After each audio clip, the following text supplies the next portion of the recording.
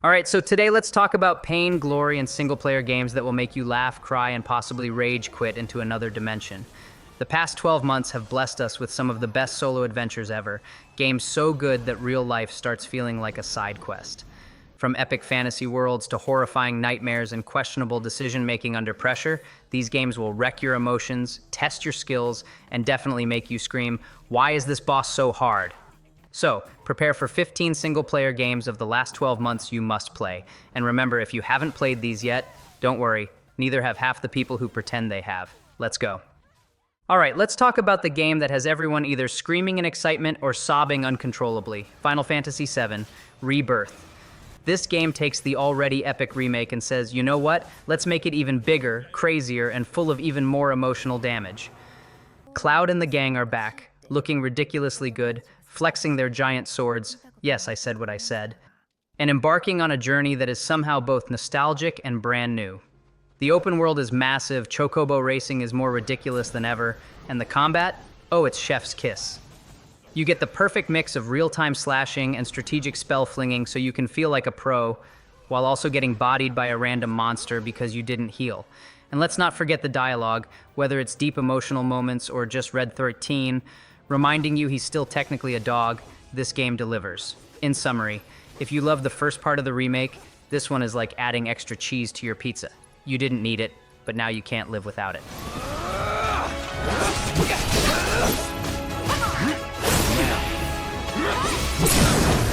Let's do this.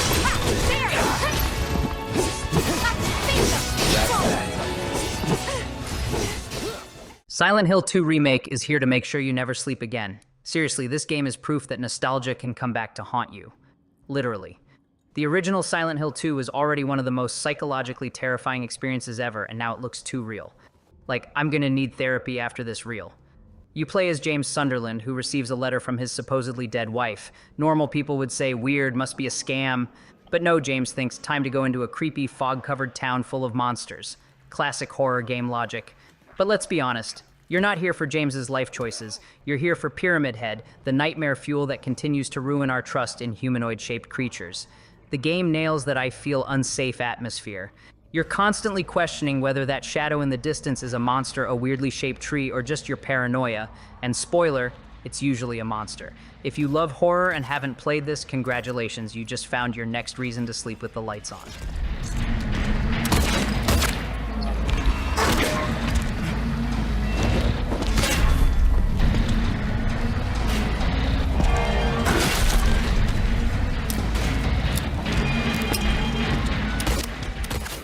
Stellar Blade is the game you get when you mix Nyar, Automata, Bayonetta, and wow, I just got absolutely destroyed by that boss.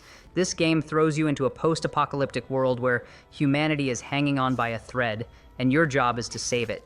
No pressure, right? You play as Eve, who looks like she just stepped out of a sci-fi fashion show, but don't let her stylish armor fool you. She can absolutely wreck enemies with stylish, lightning-fast combat. Pairing in this game isn't just a suggestion, it's a requirement. If you're bad at timing, like me, you're about to have a long and painful learning experience. The visuals? Stunning. The combat? Smoother than your last attempt at flirting. The enemies? Absolutely horrifying. It's got deep lore, intense battles, and a story that makes you question reality. Plus, it has that one boss fight that makes you rage quit for 3 hours before crawling back because you have to win. A must-play if you love stylish action and existential crises.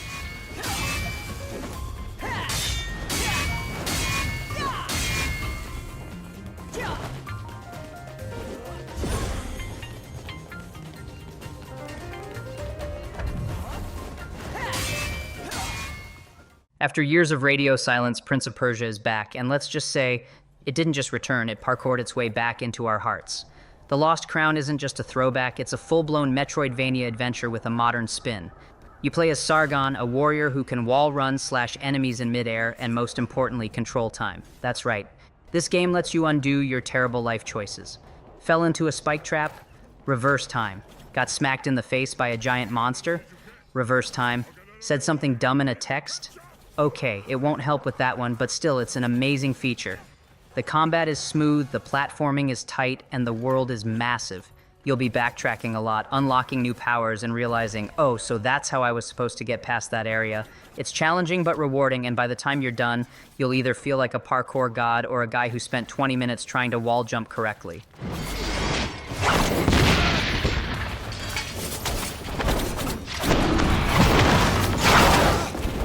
Bear witness.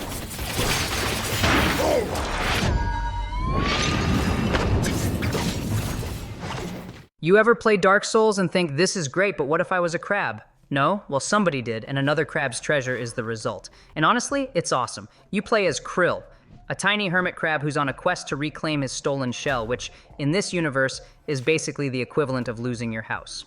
The twist? This game is an underwater Souls-like. That means punishing combat, precise dodging, and screaming at your screen when a giant sea creature slaps you into oblivion. Instead of armor, Krill uses trash to protect himself. Yes, your survival depends on wearing bottle caps, tin cans, and whatever other ocean junk you can find. It's hilarious, but also surprisingly deep, pun intended. The game has an eco-friendly message, but mostly it's about proving that even a tiny crab can be an absolute menace in battle. If you love challenging games and ridiculous premises, this is one you shall not miss. I'll see myself out.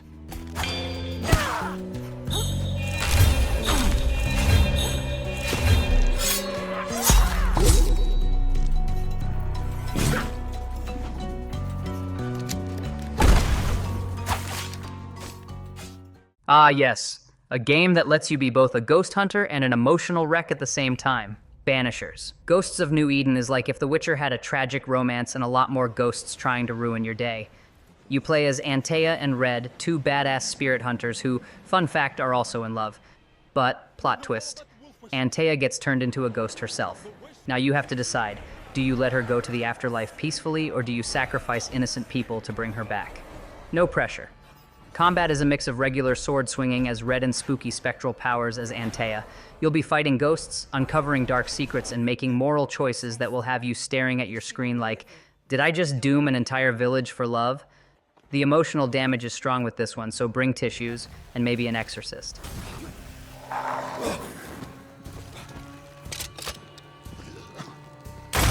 Watch out! Spectre possession.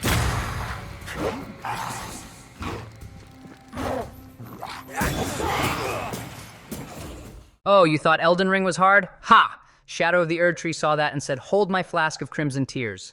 This DLC isn't just difficult, it's malicious. It's Miyazaki personally making sure you suffer.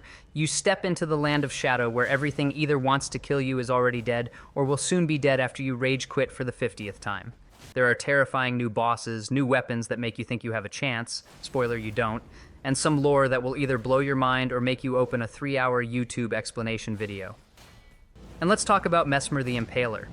This guy is so tough he makes Millennia look like a warm-up fight. If you enjoy pain, suffering, and the sweet, sweet dopamine rush of finally beating a boss after 83 attempts, welcome to your next obsession.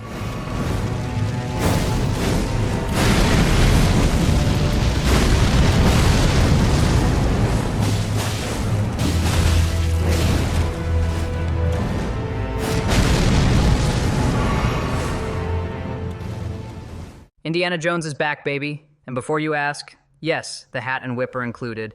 The Great Circle is basically what happens when you take Uncharted, throw in a bunch of archaeology, and make sure Indy complains about his bad knees at least once.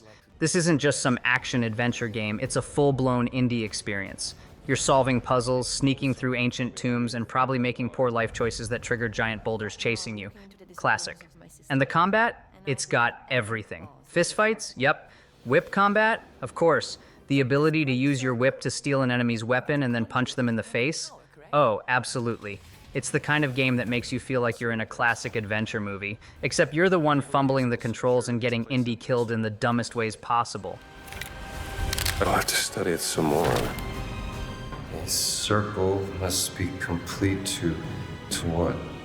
There's always a trigger.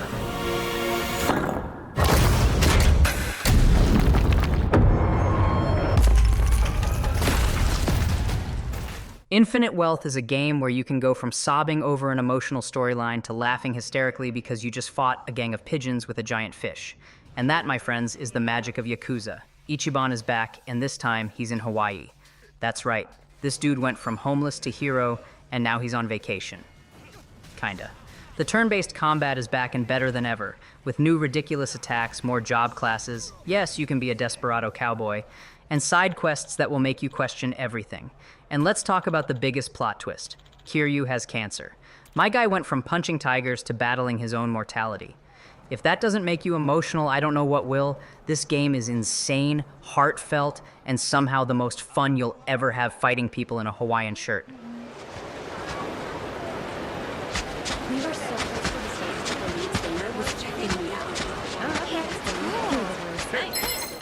You'll be seeing. 戦闘準備完了。私の出番ね。Nine Sols is what happens when you mix Sekiro with Cyberpunk and Taoist mythology. Sounds crazy, right? Well, so is this game. You play as Yi, a cyber samurai on a mission to take down the Nine Souls. Basically, a bunch of godlike rulers who are really bad at sharing power. The game is all about perfect parries and precise attacks, meaning you can't just button mash your way to victory. No, you have to actually learn. And the art? Stunning. It's got that hand-drawn, anime-inspired aesthetic that makes everything look like a moving painting, until you die for the 12th time and realize, oh no, this is a Souls-like. If you love brutal combat, deep lore, and games that make you feel both powerful and pathetic at the same time, this is for you.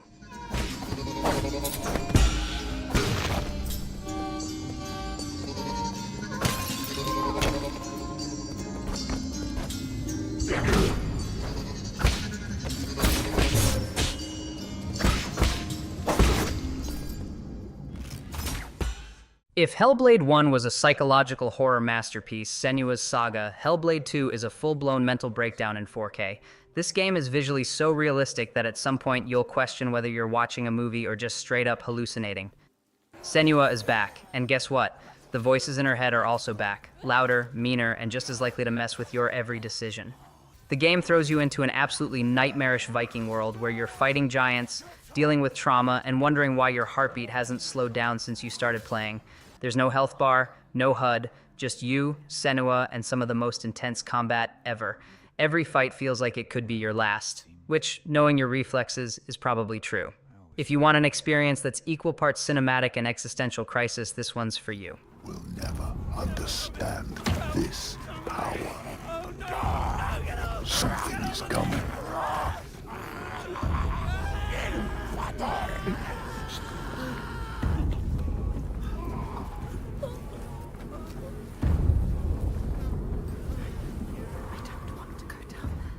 Welcome back to Chernobyl, where everything is either radioactive, trying to kill you, or both. Stalker 2. Heart of Chernobyl is an open-world survival horror shooter that takes you to the worst vacation spot ever. You play as a stalker, a scavenger who roams the zone looking for artifacts while dodging mutants, bandits, and anomalies that defy the laws of physics. The game is brutal, your weapons jam, your food spoils, and sometimes the environment just decides you don't get to live anymore. The atmosphere is so immersive that you'll find yourself genuinely stressed out by the sound of distant gunfire or worse, absolute silence. And don't even get me started on the bloodsuckers.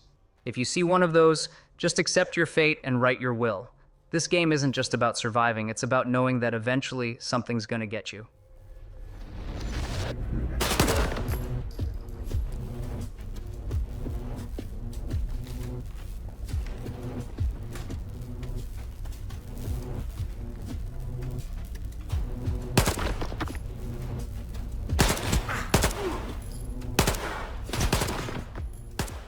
Still Wakes the Deep is proof that nothing good ever happens on an oil rig. Seriously, if a horror game starts on one, just leave. Swim to shore, start a new life, do literally anything else.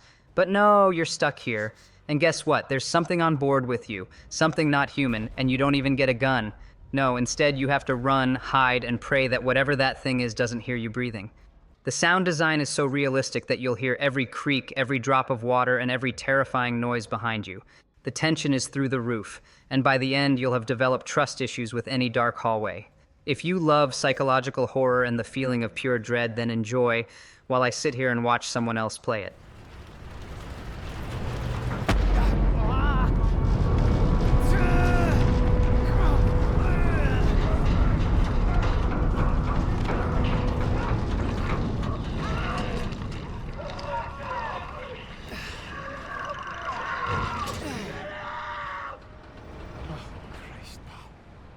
Remember Until Dawn, the classic horror game where you tried and failed to keep a bunch of teenagers alive? Well, it's back, and now it looks so real you'll feel personally responsible for every single dumb decision they make. The story is the same. You and your questionable friends are trapped on a mountain being hunted by something very, very bad. Every choice matters, and by matters, I mean one wrong move and someone's getting decapitated. The updated visuals mean the facial expressions are crystal clear, so when a character says, "let's split up," you can actually see the exact moment their brain stops working. If you love horror movies but also love ruining everything with terrible decisions, this remake is your second chance to prove you still have no survival instincts.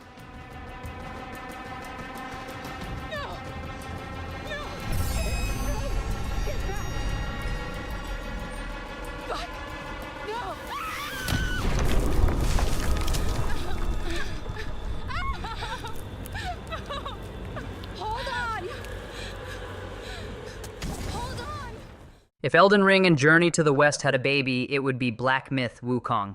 This game is what happens when you take ancient Chinese mythology, add insane combat, and make sure every boss fight is so difficult you start contemplating every life choice you've ever made.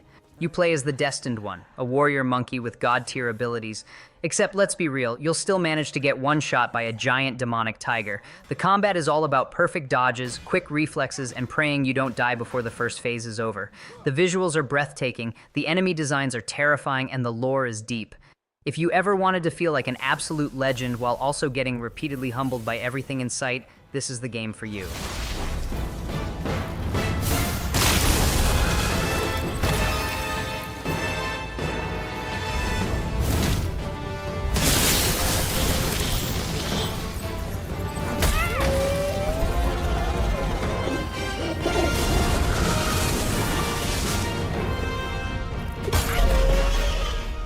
If you made it this far, congratulations. You now have 15 incredible single-player games to ruin your free time, destroy your emotions, and make you question your gaming skills. From legendary adventures to soul-crushing horror, these games have everything, except mercy. Some of these stories will stay with you forever, while others will just stay in your backlog for eternity. But now, it's your turn. Which of these games have you played? Which ones are you excited for? And most importantly, which one made you throw your controller the farthest? Let me know in the comments. And hey, if you enjoyed this video, don't forget to hit that like button, subscribe, and ring the bell so you don't miss out on more epic gaming content. Now, if you'll excuse me, I have several boss fights to get revenge on. Wish me luck.